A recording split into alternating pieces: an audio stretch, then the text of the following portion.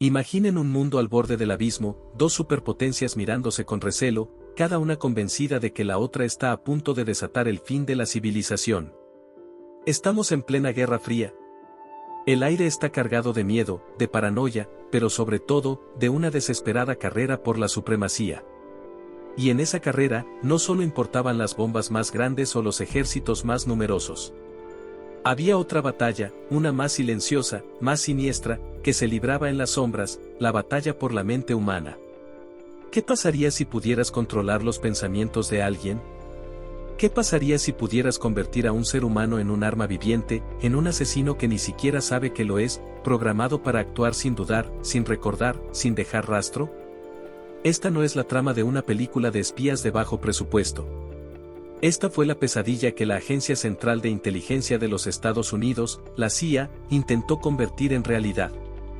Bienvenidos a la historia de MK Ultra y su obsesiva búsqueda del candidato manchuriano perfecto. La idea no surgió de la nada.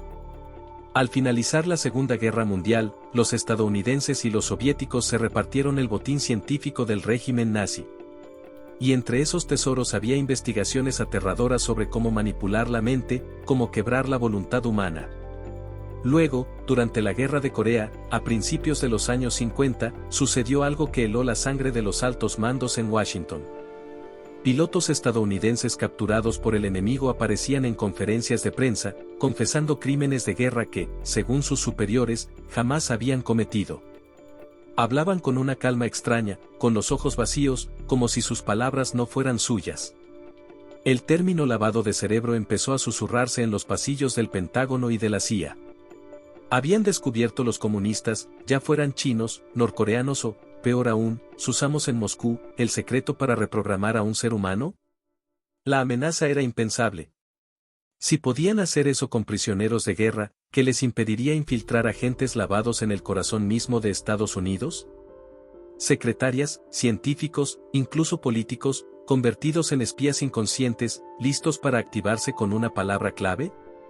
El pánico se apoderó de la cúpula de inteligencia. Tenían que entender cómo funcionaba este supuesto lavado de cerebro y, más importante aún, tenían que desarrollar sus propias técnicas. No solo para defenderse, sino para contraatacar. Si el enemigo podía crear autómatas, ellos también debían hacerlo.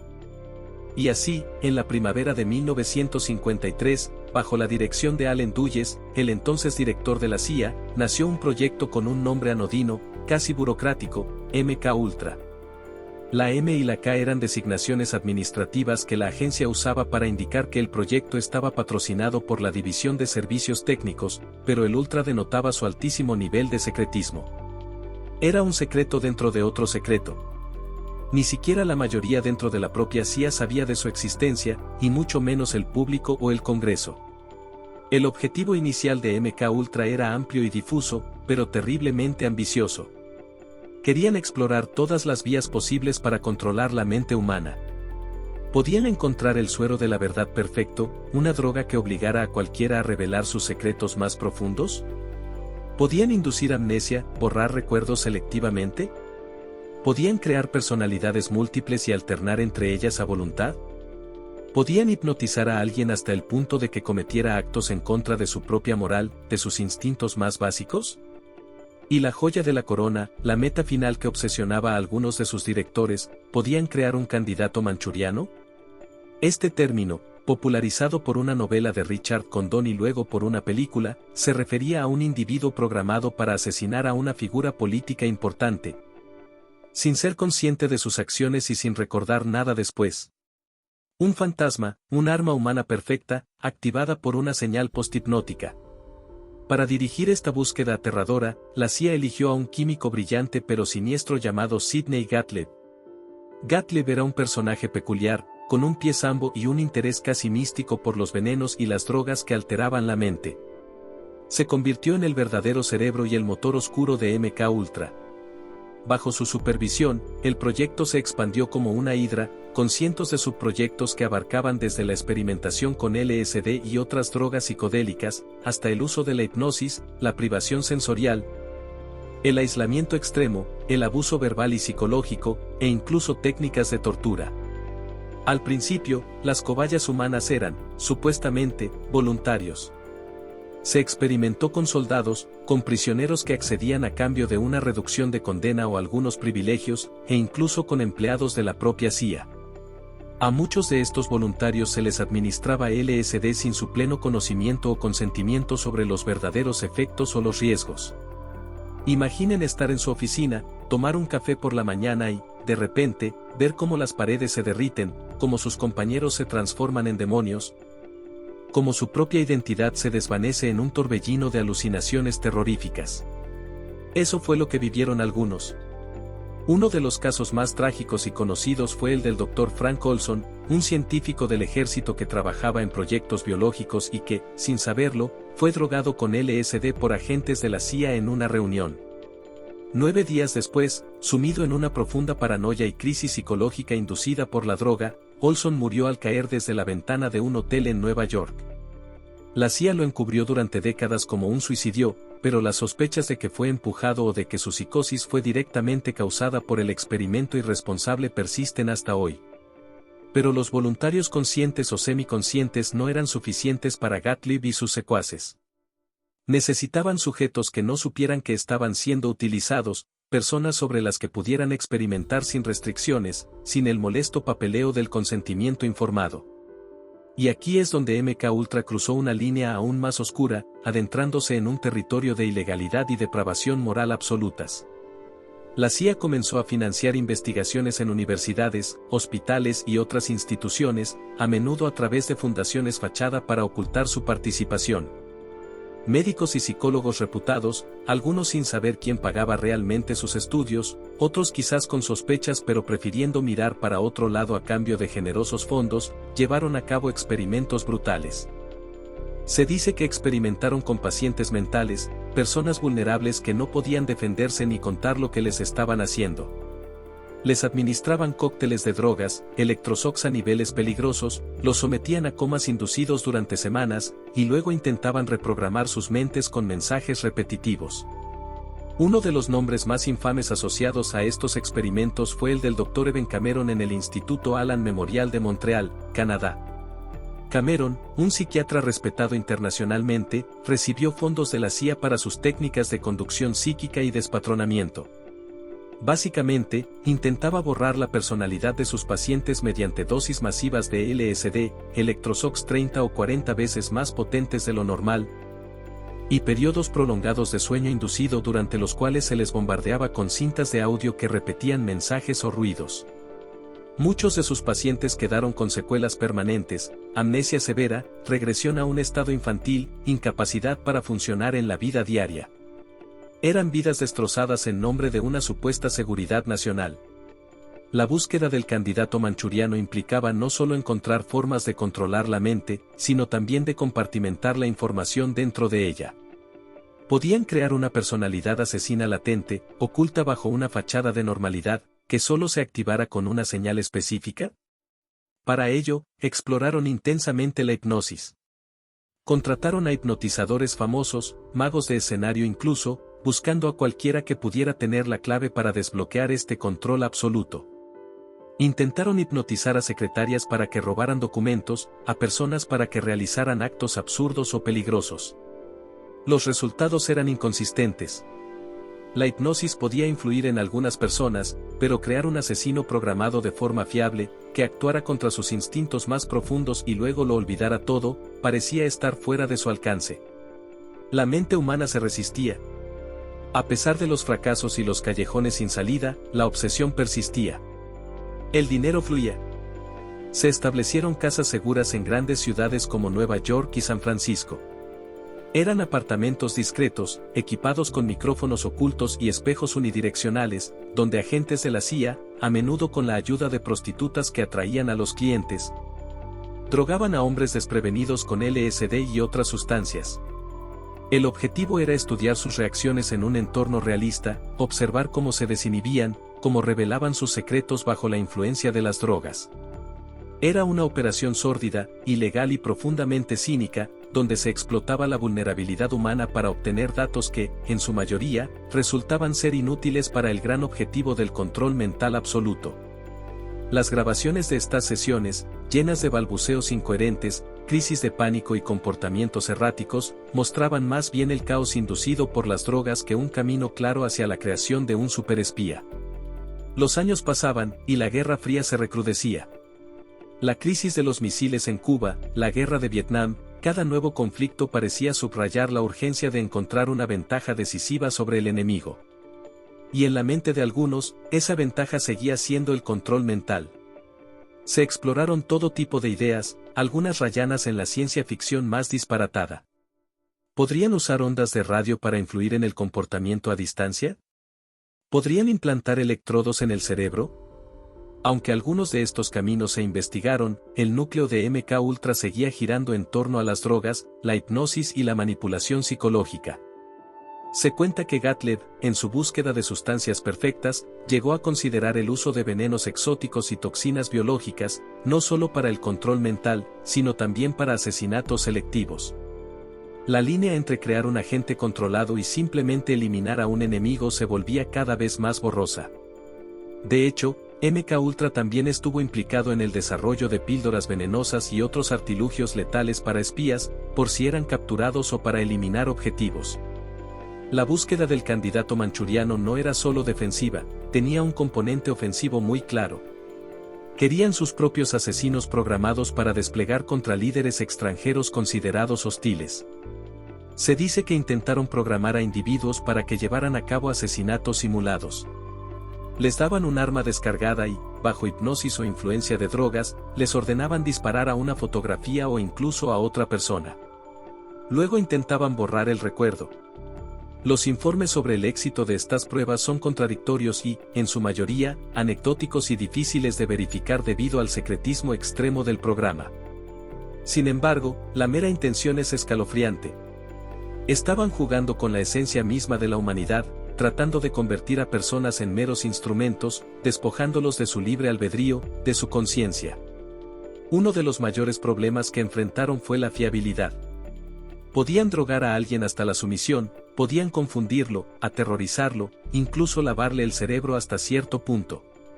Pero hacer que esa persona realizara una tarea compleja y peligrosa, como un asesinato político, de manera precisa y sin errores, y luego olvidarlo todo por completo, demostró ser increíblemente difícil, si no imposible con la tecnología y los conocimientos de la época. La mente humana tiene una capacidad de resistencia asombrosa. Incluso bajo la influencia de las drogas más potentes, los instintos básicos de autoconservación y las barreras morales profundamente arraigadas a menudo se interponían. Además, estaba el problema del control. Si lograbas crear un agente programado, ¿cómo te asegurabas de que solo respondiera a tus órdenes? ¿Qué pasaba si el programa se corrompía o si el agente era capturado y reprogramado por el enemigo? El candidato manchuriano perfecto no solo debía ser controlable, sino también absolutamente leal y seguro. Era una ecuación con demasiadas variables impredecibles. A pesar de los millones de dólares gastados, de las vidas arruinadas y de las leyes pisoteadas, el asesino perfecto, el arma humana definitiva que tanto ansiaban, parecía seguir siendo una quimera, un fantasma escurridizo en la mente de sus creadores. Pero la búsqueda no había terminado. Estaban dispuestos a ir aún más lejos, a explorar fronteras aún más oscuras, con la esperanza de que, en algún rincón olvidado de la psique humana, encontrarían la clave para desatar el poder que tanto codiciaban. La primera fase de esta caza había dejado un rastro de destrucción, pero para los arquitectos de MK Ultra, era solo el comienzo. La Guerra Fría no daba tregua. Cada avance tecnológico del bloque soviético, cada rumor de sus propias incursiones en la parapsicología o el control mental, solo servía para echar más leña al fuego de la paranoia en Langley, la sede de la CIA. Si los rusos estaban desarrollando sus propios candidatos manchurianos, Estados Unidos no podía quedarse atrás. Esta justificación, la de la amenaza existencial, era el escudo que usaban internamente para seguir adelante con experimentos cada vez más audaces y éticamente cuestionables. Sidney Gottlieb, a quien algunos llamaban el hechicero negro de la CIA, seguía siendo el sumo sacerdote de este culto al control mental. Su fe en que se podía doblegar la voluntad humana era inquebrantable, o al menos eso parecía. La investigación se diversificó aún más. No solo se trataba de drogas como el LSD, que ya había demostrado ser demasiado impredecible para crear un control preciso. Se probaron todo tipo de sustancias, barbitúricos, anfetaminas, heroína, marihuana, temazepam, y un largo etcétera de compuestos químicos cuyos nombres hoy nos suenan a productos farmacéuticos pero que en sus manos eran herramientas de experimentación. Buscaban la combinación mágica, la dosis perfecta que abriera una puerta trasera a la mente, permitiendo insertar comandos o extraer información sin que el sujeto fuera plenamente consciente. Se estudiaron los efectos de la conmoción cerebral, los comas inducidos por electroshock seguidos de interrogatorios. La idea era encontrar un estado de vulnerabilidad extrema donde la mente fuera maleable como la arcilla. Los subproyectos de MK Ultra se multiplicaron, cada uno con un enfoque ligeramente diferente pero todos orbitando alrededor del mismo sol oscuro. Estaba el proyecto Bluebeard, luego rebautizado como proyecto Artichoke, que precedió y se fusionó en parte con MK Ultra, enfocado específicamente en técnicas de interrogatorio y en la creación de amnesia. Querían poder interrogar a un agente enemigo, obtener toda la información y luego hacer que olvidara que había sido interrogado, o incluso que había sido capturado.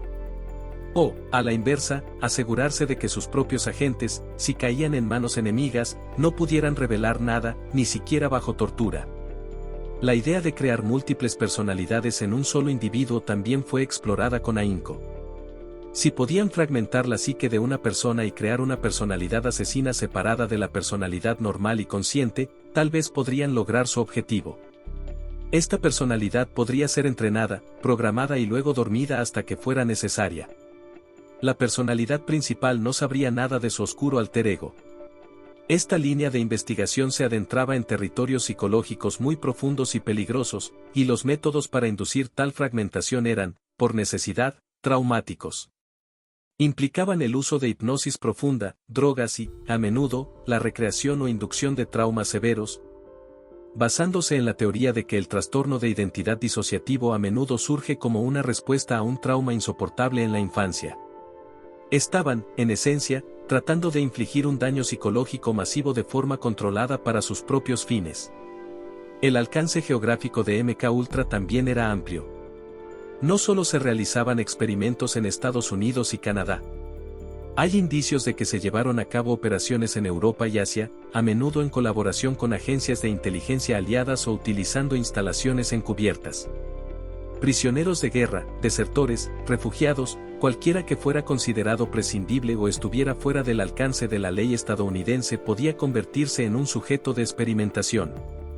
El velo de secretismo era tan denso que es probable que nunca sepamos la verdadera extensión de estas operaciones en el extranjero. Mientras tanto, la cultura popular seguía alimentando la fascinación y el miedo por el control mental. Libros, películas y programas de televisión especulaban sobre agentes durmientes, conspiraciones gubernamentales y científicos locos. Irónicamente, parte de esta ficción se inspiraba en los rumores y las filtraciones fragmentarias que comenzaban a surgir sobre programas como MK Ultra, creando un extraño bucle de retroalimentación. Lo que para el público era entretenimiento macabro, para la CIA era un objetivo muy serio. La búsqueda del candidato manchuriano no se limitaba a crear un asesino. También querían mensajeros programados, saboteadores, individuos que pudieran ser utilizados para desacreditar a figuras públicas o para filtrar desinformación de manera convincente, creyendo ellos mismos que lo que decían era cierto. El potencial de un agente controlado mentalmente era vasto y terriblemente atractivo para una agencia de espionaje inmersa en una guerra global de sombras. Consideren el nivel de compartimentación necesario para un proyecto así. Dentro de la propia CIA, solo un puñado de personas conocía la totalidad de MK Ultra. Muchos científicos y médicos que participaban solo conocían su pequeña parcela, su subproyecto específico, sin entender completamente cómo encajaba en el rompecabezas general. Esto servía para proteger el secreto, pero también dificultaba una evaluación global de la efectividad y las implicaciones éticas del programa. Era un monstruo con muchas cabezas, cada una actuando de forma semi-independiente, pero todas alimentadas por el mismo cuerpo central de financiación y directrices secretas. Los años 60 avanzaban, trayendo consigo una enorme agitación social y cultural.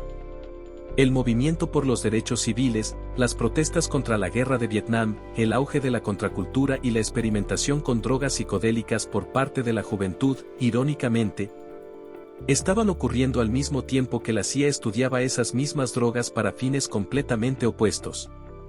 Mientras unos buscaban la expansión de la conciencia y la liberación, otros buscaban la anulación de la conciencia y el control absoluto. Es una de las grandes ironías de esa década tumultuosa. Se dice que incluso se consideraron escenarios aún más extraños, como el uso de psíquicos o la investigación de fenómenos paranormales como parte de la búsqueda de una ventaja sobre los soviéticos, quienes también tenían sus propios programas de investigación psíquica. Si la mente podía ser controlada por drogas o hipnosis, quizás también podría ser influenciada por otros medios menos convencionales. Aunque estas áreas eran más marginales dentro de MKUltra, demuestran hasta qué punto estaban dispuestos a explorar cualquier posibilidad, por remota que pareciera. El problema persistente seguía siendo la falta de resultados fiables y replicables. Podían desorientar a la gente, podían extraer confesiones, cuya veracidad era a menudo dudosa debido al estado alterado del sujeto, podían causar un daño psicológico inmenso. Pero convertir a un ciudadano común en un asesino programado que funcionara como un robot, con la precisión y la discreción de un agente de película, seguía siendo esquivo. Algunos dentro de la CIA empezaron a cuestionar la utilidad y el coste, no solo financiero sino también moral, del proyecto. Sin embargo, la inercia y el secretismo que lo rodeaban lo mantenían en marcha. Nadie quería ser el que admitiera que años de trabajo y millones de dólares habían sido en vano, o peor aún, que habían estado involucrados en actividades monstruosas.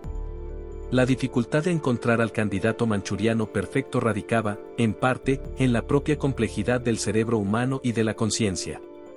No es una simple máquina que se pueda reprogramar. Está moldeada por años de experiencia, por emociones, por un sentido del yo, por una moralidad intrínseca. Destruir o eludir todo eso de manera controlada y selectiva es una tarea de una complejidad abrumadora. Los intentos de MKUltra eran, en muchos sentidos, brutales y simplistas, como intentar arreglar un reloj delicado con un martillo. Podían romperlo, pero no podían hacerlo funcionar a su antojo. La resistencia de la psique humana, incluso en sus estados más vulnerables, fue quizás el mayor obstáculo que encontraron. Y mientras esta lucha secreta continuaba, el mundo exterior estaba a punto de cambiar de una manera que pondría a MKUltra, y a toda la CIA, bajo un escrutinio sin precedentes. El velo de secretismo estaba a punto de rasgarse.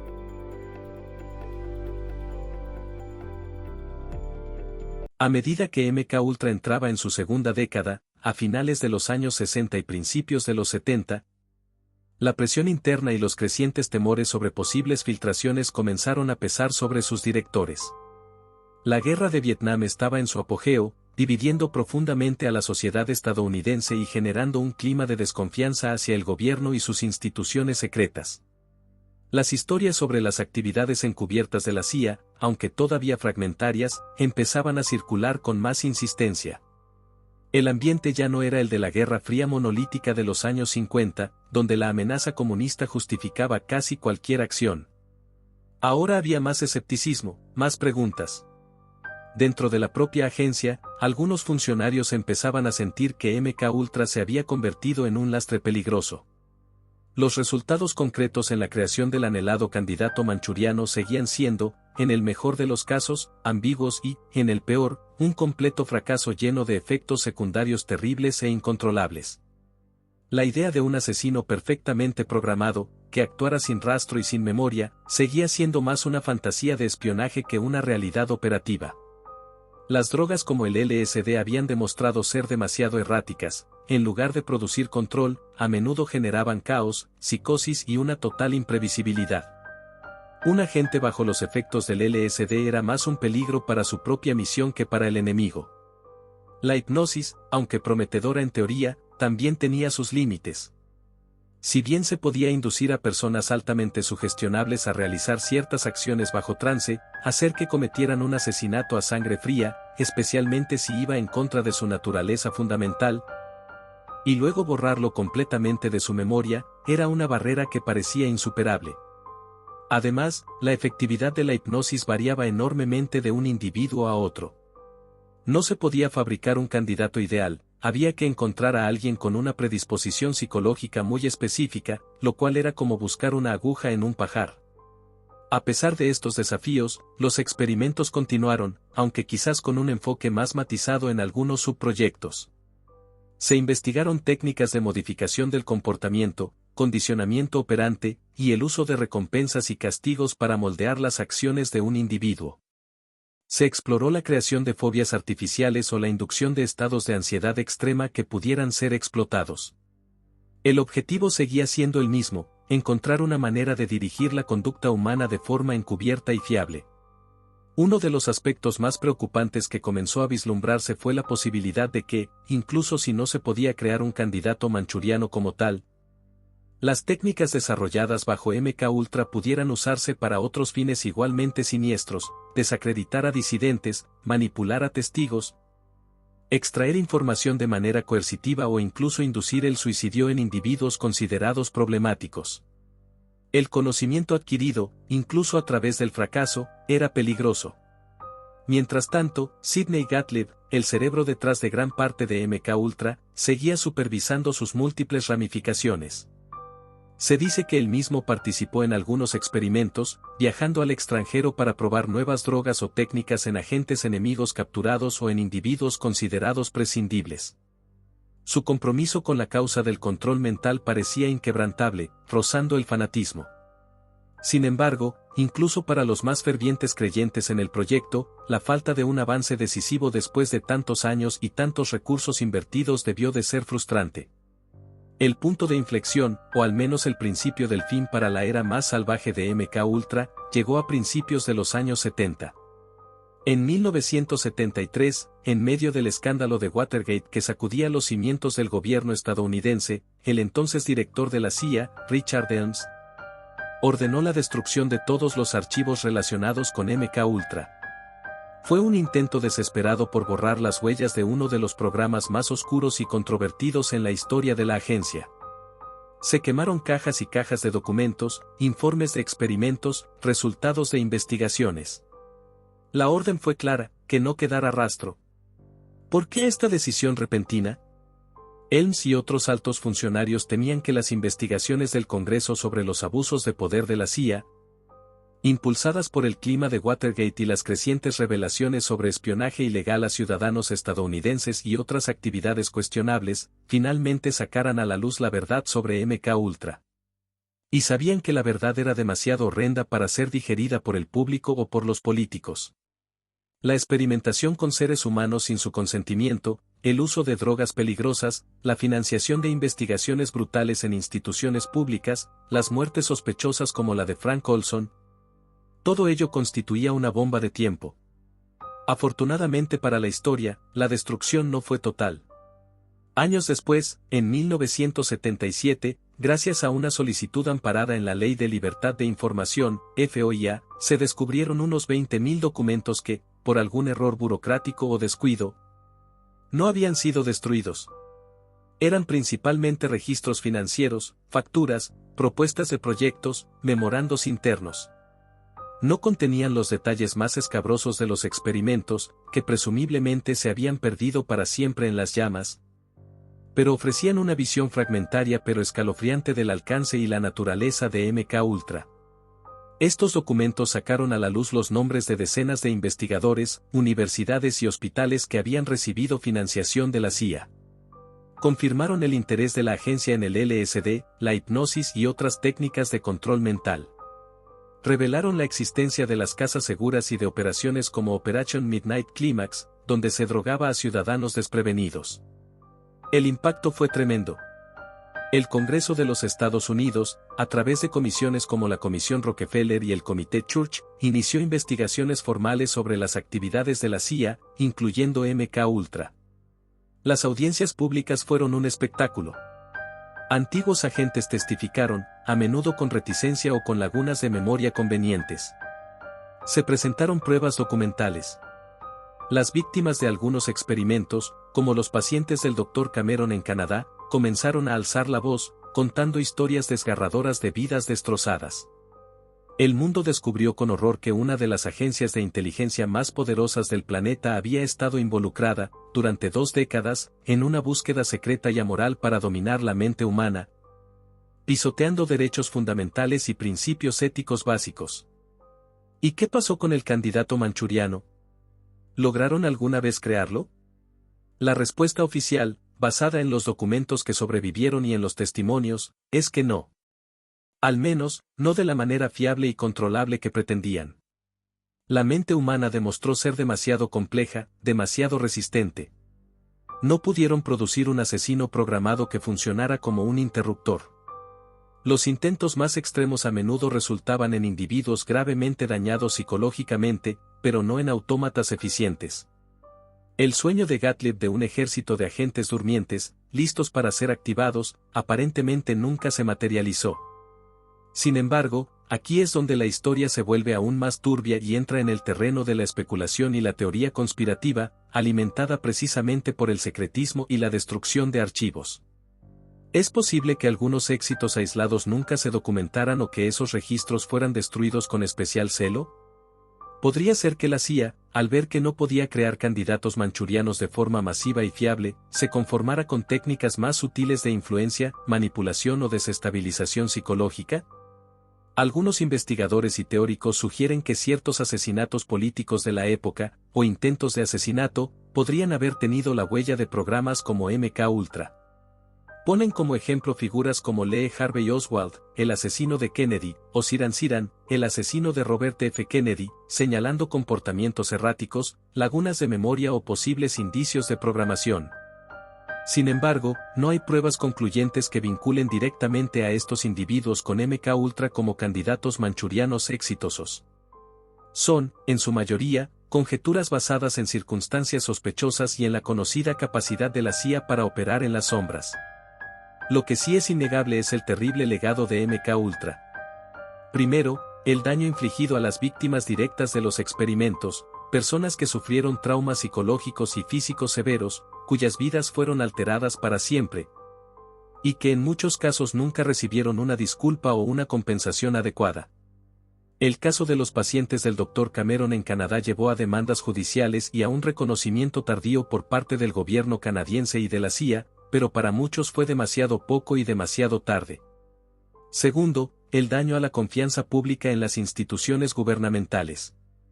El descubrimiento de que la CIA había estado realizando este tipo de actividades en secreto generó una profunda desconfianza que persiste hasta nuestros días.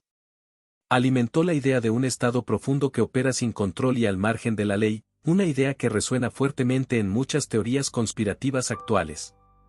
Tercero, las implicaciones éticas para la ciencia y la medicina. El hecho de que médicos y científicos respetados participaran, consciente o inconscientemente, en estos experimentos, planteó serias preguntas sobre la responsabilidad ética de los investigadores y la necesidad de una supervisión más estricta, especialmente cuando hay financiación gubernamental secreta involucrada. Aunque MK Ultra fue oficialmente terminado en 1973, y sus prácticas más atroces supuestamente cesaron, la pregunta que muchos se hacen es: ¿realmente desapareció por completo el interés de las agencias de inteligencia en el control mental y la modificación del comportamiento? ¿O simplemente se transformó, volviéndose más sofisticado, más sutil, aprovechando los avances en neurociencia, psicología, farmacología y tecnología digital? Hoy en día, hablamos de guerra psicológica, de operaciones de influencia, de desinformación en redes sociales, de algoritmos que pueden predecir y moldear nuestro comportamiento de consumo y nuestras opiniones políticas. ¿Son estos los herederos modernos de la búsqueda que inició MK Ultra? Es una pregunta inquietante. La tecnología ha avanzado a pasos agigantados desde los años 50. Lo que entonces parecía ciencia ficción como la interfaz cerebro-computadora o la manipulación genética del comportamiento está cada vez más cerca de ser una realidad. La historia de MK Ultra y su caza del candidato manchuriano es, en última instancia, una advertencia. Una advertencia sobre los peligros del poder sin control, sobre cómo el miedo y la paranoia pueden llevar a una nación a abandonar sus propios principios. Una advertencia sobre la fragilidad de la mente humana, pero también sobre su increíble resistencia. Y quizás, lo más importante, una advertencia sobre la seductora y peligrosa idea de que se puede, y se debe, controlar a otros seres humanos para alcanzar un supuesto bien mayor. El candidato manchuriano perfecto, ese asesino impecable y sin alma, probablemente nunca existió tal como lo imaginaron en sus pesadillas y en sus laboratorios secretos. Pero la búsqueda en sí misma, los métodos utilizados y la mentalidad que la impulsó, dejaron cicatrices profundas y plantearon preguntas que siguen resonando hoy. ¿Hasta dónde estamos dispuestos a llegar en nombre de la seguridad? ¿Y quién vigila a los vigilantes cuando se adentran en las sombras más oscuras de la condición humana? La resolución apoteósica de esta historia no es un agente activado completando su misión, sino la revelación pública de estos horrores, el escándalo, las investigaciones y el tardío intento de la sociedad por comprender cómo algo así pudo suceder. Y la lección más importante, la constante necesidad de vigilancia ciudadana para asegurar que tales abusos de poder, en la búsqueda de cualquier arma definitiva, nunca más se repitan. La mente humana, con toda su complejidad y misterio, merece ser entendida y protegida, no conquistada y controlada. El legado de MK Ultra nos recuerda que la verdadera batalla no es por el control de la mente ajena, sino por la preservación de la nuestra, con su libertad, su integridad y su capacidad de resistir. La historia de MK Ultra es una profunda advertencia que resuena hasta nuestros días. Si esta inmersión en los secretos más oscuros del control mental te ha parecido tan fascinante e inquietante como a nosotros, y quieres seguir descubriendo las verdades ocultas detrás de los eventos que marcaron nuestra historia, entonces asegúrate de darle me gusta a este video. Y para no perderte nuestras próximas investigaciones y análisis detallados, haz clic en el botón de suscribirse y activa la campanita de notificaciones. Así serás el primero en saber cuando desenterramos un nuevo misterio. Tu apoyo nos permite seguir creando contenido como este. Gracias por acompañarnos en este viaje y hasta la próxima.